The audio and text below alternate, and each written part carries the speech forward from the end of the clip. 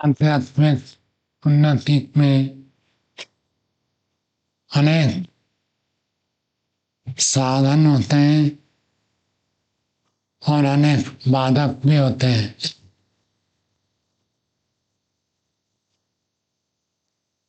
तो आध्यात्मिक उन्नति में एक बाधक है स्वस्वामी संबंध, और इस स्वस्वामी संबंध अत्यंत स्थूल पदार्थ से लेकर अत्यंत सूक्ष्म पदार्थ तक व्यापक रूप में ये संबंध बना रहता है। सूक्ष्म रूप में देखें तो पुरुष का प्रकृति के साथ संबंध होता है और प्रकृति के स्वरूप को अपना मान लेना ये स्वस्वामी संबंध है। स्थूल रूप में देखें तो व्यक्ति अपने शरीर, मन, बुद्धि, इंद्रियां, धन, संपत्ति, पुत्र, परिवार, पद, प्रतिष्ठा, इन सबके साथ स्वस्वामी संबंध जोड़कर रखता है। जहां भी हमको दुख होता है, स्वस्वामी संबंध वहां सूक्ष्म रूप में काम करता है। देश में, दुनिया में कितने लोग प्रत्येक दिन मृत्यु को प्राप्त करते हैं, हर व्यक्ति उसमें दुखी नहीं होता, लेकिन जिसके साथ हमारा स्वस्वामी संबंध है उसकी मृत्यु होने पर व्यक्ति म्रियमाण हो जाता है, दुखी हो जाता है, उसके लिए असह्य हो जाता है। ऐसे ही कितने पदार्थ उत्पन्न होते हैं, नष्ट होते हैं, उसमें हम सुखी दुखी नहीं होते हैं। जिसमें हमारा अपनापन जुड़ा रहता है, ये मेरा है, तो उसके निर्माण में, उत्पत्ति में, प्राप्ति में हम सुखी होते हैं और उसके विनाश में हम दुखी होते हैं, खिन्न होते हैं। किसी का घर टूट गया तो हमें कोई फर्क नहीं पड़ता है, लेकिन जो जिस घर के साथ अपना संबंध जुड़ जाता है वहां हमें अधिक प्रभाव पड़ता है। ऐसे ही संसार में कितने लोग गलत करते हैं,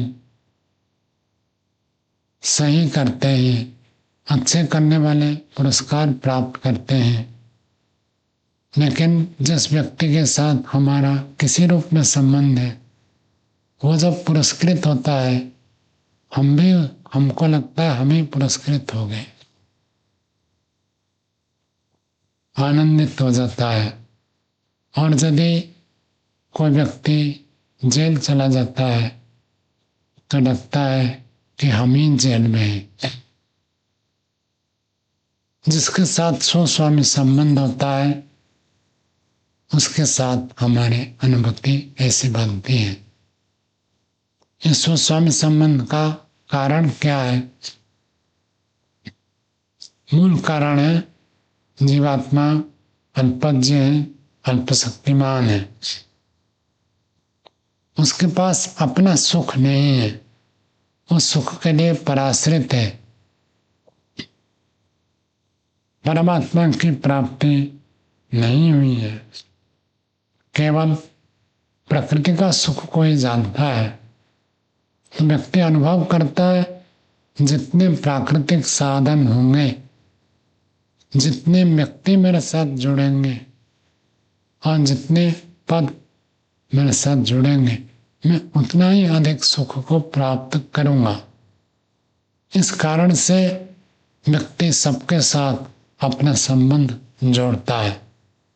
अधिक से अधिक साधन सुविधा व्यक्ति और प्रतिष्ठा को आधार बनाता है। ये अधिक होंगे तो मैं अधिक सुख को प्राप्त करूंगा, ऐसे अनुभव करता है। मुख्य कारण यही है। व्यक्ति ये सोच नहीं सकता, ये अनुभव नहीं कर सकता कि प्रकृति के सारे पदार्थ छूट भी जाए तो भी मैं आत्मा अविकारी रह सकता हूं। उस आत्मा का कुछ भी विनाश नहीं हो सकता। अविवेक के कारण से व्यक्ति आत्मा के स्वतंत्र अस्तित्व को अनुभव नहीं कर पाता है और उसी अविवेक के कारण से शरीर के साथ जुड़कर ही अपने अस्तित्व को अनुभव करता है। मैं मतलब शरीर के साथ जोड़ता है, मैं मतलब धन के साथ जोड़ता है, मैं मतलब व्यक्तियों के साथ जोड़ता है। मैं और मेरा ये संबंध इतना गहरा हो जाता है, व्यक्ति कल्पना में नहीं कर सकता है कि आज मेरे पास जो वस्तु है, जो व्यक्ति है, जो स्थिति है, इनको छोड़कर भी मैं जीवन जी सकता हूं। ऐसी अनुभूति उसको होती नहीं है। स्वस्वामी संबंध जितना गहरा होता है उतना ही व्यक्ति आसक्त होता जाता है। तो स्वस्वामी संबंध का मूल कारण अज्ञान कहिए, अविद्या कहिए। सांख्य दर्शन के अंत में इसकी चर्चा की गई है। तो महर्षि कपिल मानते हैं कर्म के कारण से पुरुष का प्रकृति के साथ संबंध होता है। जैसे हम कर्म करते हैं उसके आधार पर प्रकृति का पुरुष के साथ संबंध हो गया। और व्यक्ति कर्म भी करता किसी उद्देश्य से, कोई पैसा प्राप्त करने के लिए कर्म किया, पैसा प्राप्त होगा तब तो पैसा के साथ स्वस्वामी संबंध रहेगा ही। उसी उद्देश्य के लिए कर्म किया था, वो प्राप्त हो गया तो संबंध रहेगा।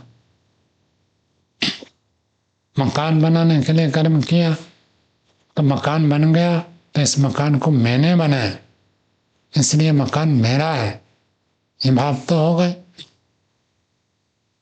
ऐसे ही संतान का निर्माण करते हैं तो समय, शक्ति, धन, विचार सब कुछ उसके ऊपर झोंक देते हैं, कैसे संतान की उन्नति हो, श्रेष्ठ बने। तो तब उसके साथ स्वस्वामी संबंध होना स्वाभाविक है। तो क्या संतान को अपना ना माने, घर को अपना ना माने, धन संपत्ति को अपना ना माने? मानना चाहिए, लेकिन इसको हम गौण रूप में स्वामी माने। इसका मुख्य स्वामी ईश्वर है और ये वास्तविक है। न भूमि हमारा है न भवन हमारा है। हम इसको साथ में नहीं ले जा सकते हैं, ये अंतिम सत्य है। इस सत्य को जानते हुए भी व्यक्ति इतना गहरा संबंध बना देता है जिसके कारण बार बार व्यक्ति दुखी होता है। जो व्यक्ति जितना अधिक गहरा ममत्व बनाएगा, जितना गहरा स्वस्वामी संबंध बनेगा, वो उतना ही दुखी होगा। इन सब पदार्थों को अपना मानते हुए प्रयोग करता स्वीकार करना चाहिए। हम प्रयोक्ता है, प्रयोग करने वाले हैं, मालिक तो परमात्मा है, ईश्वर है। ऐसे भाव रहे तो स्वस्वामी संबंध ढीला पड़ जाता है, व्यक्ति के दुख कम हो जाते हैं।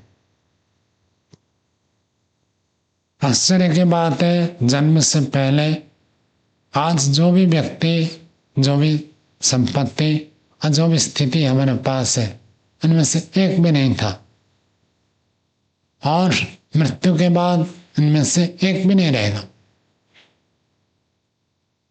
एक क्षण में मृत्यु होती है और उस एक क्षण में, एक झटके में सबके साथ हमारा संबंध विच्छिन्न हो जाएगा।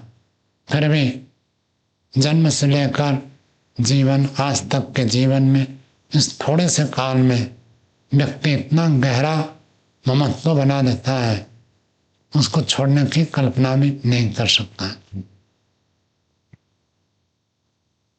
इसका अर्थ ये नहीं है कि किसी को हम प्रेरित न करें, स्वस्वामी संबंध हो जाएगा, ऐसा नहीं है। किसी का निर्माण न करें, ऐसा भी नहीं है। अप्राप्त को प्राप्त करना चाहिए, प्राप्त की रक्षा करनी चाहिए, और जो रक्षित है उसकी वृद्धि करनी चाहिए, और जो वृद्धि बढ़ गए हैं उनका धर्म के कार्य में उपयोग करना चाहिए। ये चार कार्य करते हुए भी स्वस्वामी संबंध से दूर रह सकता है व्यक्ति।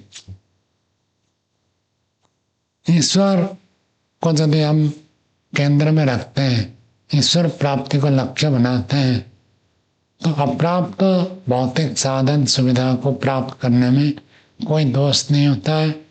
और जो प्राप्त हो गए इनको हम ईश्वर की मानकर रक्षा कर सकते हैं, और जो रक्षित है ईश्वर की वस्तु मानकर इनकी वृद्धि भी कर सकते हैं। और ये मेरा नहीं है, ये संबंध जब होगा तो दूसरों के परोपकार के लिए हम इसका उपयोग कर सकते हैं। तब मुख्य बात है ईश्वर का है, ईश्वर स्वामी है, हम उसके प्रयोगकर्ता मात्र है। इतना केवल बदल देने से बदल जाता है।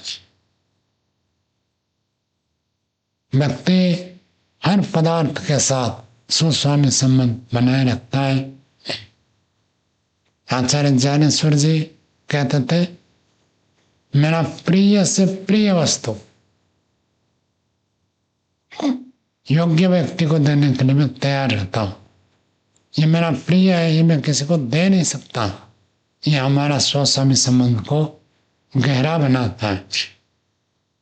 प्रिय से प्रिय वस्तु जो भी है, यदि उसको भी हम छोड़ने के लिए, देने के लिए तैयार हो जाते हैं, तो स्वस्वामी संबंध शिथिल हो जाता है, ढीला पड़ जाता है। जैसे विद्यार्थी पुस्तक में लिखता रहता है, उसको लगता है ये पुस्तक चली जाए तब तो मैं जितना ज्ञान प्राप्त किया, इतना कष्ट से, कठिनाई से पढ़ाई की, और सारा मेरा गायब हो जाएगा, मैं तो कंगाल हो जाऊंगा।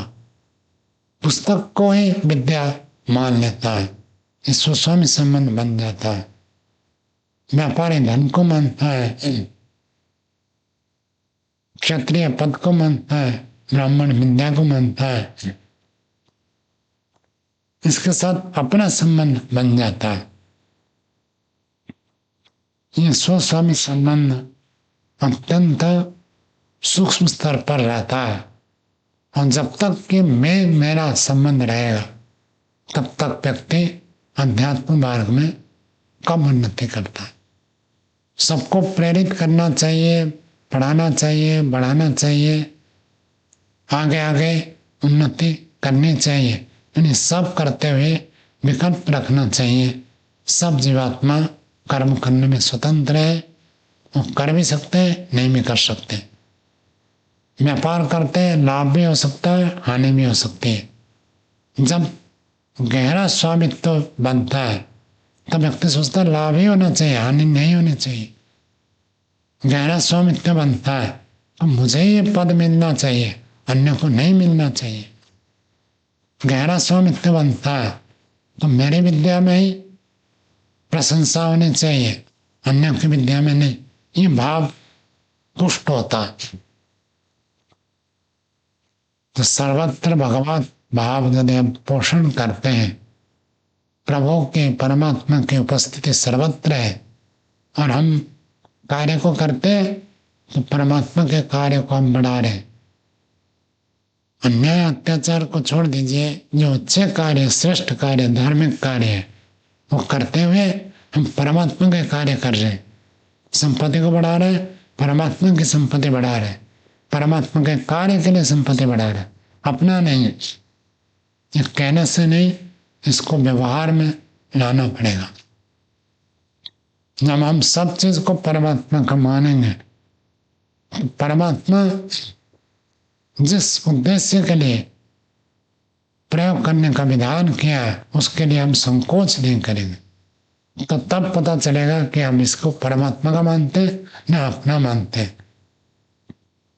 अपने से अधिक योग्य, अपने से अधिक श्रेष्ठ, अपने से अधिक धार्मिक परोपकारी व्यक्ति को यदि हम अपनी सुविधा, अपना समय, अपनी शक्ति प्रदान करते हैं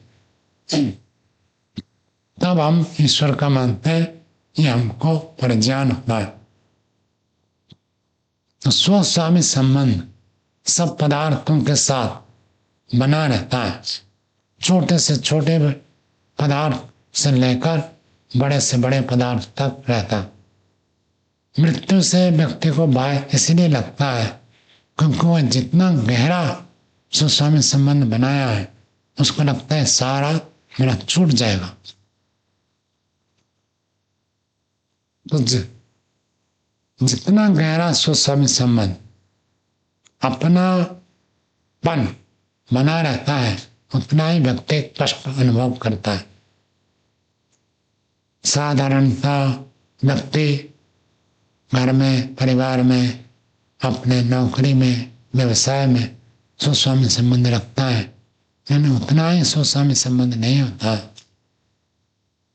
जो व्यक्ति गृह त्यागी होते हैं, परोपकारी होते हैं, स्वार्थ को छोड़कर परार्थ के लिए काम करते हैं, उनका भी स्वस्वामी संबंध संस्था के साथ, कार्य के साथ, विचार के साथ, भगवान के साथ जुड़ जाता है। अपने भगवान को कोई गाली दे तो व्यक्ति सहन नहीं कर पाता, ये मेरा भगवान, मेरे भगवान को ऐसे कह दिया, मेरे गुरु को ऐसे कह दिया, और एकदम से व्यक्ति तिलमिला जाता है। ऐसे ही अपने विचार, अपनी मान्यता, अपने सिद्धांत का कोई खंडन करता है तो यदि व्यक्ति स्वस्वामी संबंध से ग्रसित है तो खिन्न होगा, दुखी होगा, परेशान होगा। और यदि स्वस्वामी संबंध से रहित है, तत्व ज्ञान से युक्त है, तो उसको पता चलेगा ये अज्ञानी है, अभी समझ नहीं पा रहा है, कभी ना कभी इसको समझ में आएगा, वो खिन्न नहीं होगा। जितना स्वस्वामी संबंध उतना ही दुख होता है, जितना ईश्वर के साथ संबंध उतना ही व्यक्ति दुख कम होगा। ईश्वर के साथ जुड़ जाते हैं तो स्वस्वामी संबंध हट जाता है। संस्था की उन्नति हो तो ईश्वर का कार्य होगा। ईश्वर चाहता है संसार में धर्म का प्रचार हो, वेद का प्रचार हो, हम ईश्वर का कार्य कर रहे हो तो ईश्वर के कार्य हो रहा है इसलिए खुश होता है, नहीं हो तो ईश्वर का कार्य है, मेरा नहीं है। लोग सहयोग करेंगे तो ईश्वर का कार्य होगा, नहीं करेंगे अपनी वशता हम कोई गलत नहीं करेंगे, दूसरों की उन्नति के लिए साधन, सुविधा, सहयोग की आवश्यकता है, हो जाए तो ईश्वर का कार्य, नहीं है तो ईश्वर का कार्य है, ईश्वर कराएंगे। तो स्वस्वामी संबंध जितना शिथिल होता है, ढीला होता है, व्यक्ति निश्चिंत होकर रहता है। अपने पास बल, विद्या, बुद्धि, ज्ञान, विज्ञान है, उसके आधार पर व्यक्ति कहीं भी जाए कुछ भी कर सकता है। यह केवल वस्तुओं को छोड़ने की बात नहीं है, वस्तुओं के साथ जो रागात्मक संबंध है उसको हटाने की बात है। जीवन जीने के लिए आवश्यकता पूर्ति हो जाती है, उसमें कोई कमी नहीं रहेगी। सबको जीवन जीने का अवसर मिलता है। मनुष्य तो क्या, जिनके पास बुद्धि नहीं है, पशु पक्षी कीट पतंग, सबको जीवन का अवसर मिलता है। तो मनुष्य के पास तो ऐसी बुद्धि, ऐसे हाथ, ऐसे पैर है, तो उसको जीवन जीने ही नहीं मिलेगा। ऐसा नहीं, हम केवल अज्ञानता के कारण से अपने संबंध जोड़कर ऐसे सोचते हैं। दूसरे आचार्य, पंचशिखा आचार्य कहते हैं अविवेक के कारण से यह उत्पन्न होता है। कपिल आचार्य कहते हैं कर्म के कारण से होता है। तो कर्म किया तो कारण देखेंगे तो अविवेक के कारण से। अनेक आचार्य सांदपन, वो कहते हैं कि लिंग शरीर, सूक्ष्म शरीर के कारण से स्वस्वामी संबंध बनता है। सूक्ष्म शरीर में ही तो सारे संस्कार रहते हैं, तो उसी में ही तो रहता है कि मैं मेरा, मैं मेरा। जब तक सूक्ष्म शरीर रहता है तब तक रहेगा। सूक्ष्म शरीर छूट जाए तो मैं मेरा का संबंध भी छूट जाता। तो सूक्ष्म शरीर को कारण मानते हैं। फिर अंत में महर्षि कपिल सार रूप में कहते हैं कारण आप किसी को भी माने, कर्म को कारण मानो, अविवेक को मानो, अथवा सूक्ष्म शरीर को कारण मानो, जो भी हो, इस स्वस्वामी संबंध का उच्छेद करना है। जब लगेगा मैं कुछ भी नहीं हूं और मेरा कुछ भी नहीं, इतने बड़ा विश्व ब्रह्मांड है, उसमें हमारा औकात क्या है, हमारा हैसियत क्या है, क्या स्थिति है हमारी पूरे विश्व ब्रह्मांड के सामने। ठीक है, बड़े बड़े राजा चक्रवर्ती सम्राट हुए, आजकल भी जैसे एक एक नेता होते, पूरे विश्व उनके लिए कांपता हो जाए। विश्व ब्रह्मांड की दृष्टि से उनकी शक्ति ताकत कितनी है? कुछ भी नहीं है, ना के बराबर है। ऐसे जब विचार हम लाते हैं, अब परमात्मा की शक्ति के सामने तो हमारा कोई गिनती ही नहीं है। तो इस अज्ञान को जब दूर कर देते हैं तो स्वस्वामी संबंध हटता है। हटने पर भी व्यक्ति कार्य कर सकता है। महर्षि दयानंद ने, स्वामी शंकराचार्य जी ने वेद के प्रचार के लिए पूरा जीवन समर्पित किया, लेकिन किसी के साथ स्वस्वामी संबंध नहीं रखा। तो हम भी जीवन में आध्यात्मिक उन्नति के लिए स्वस्वामी संबंध से रहित होकर समस्त कार्यों को कर सकते हैं। उसमें कोई बाधा नहीं होगी, कोई समस्या नहीं होगी। इतना है आज। ओ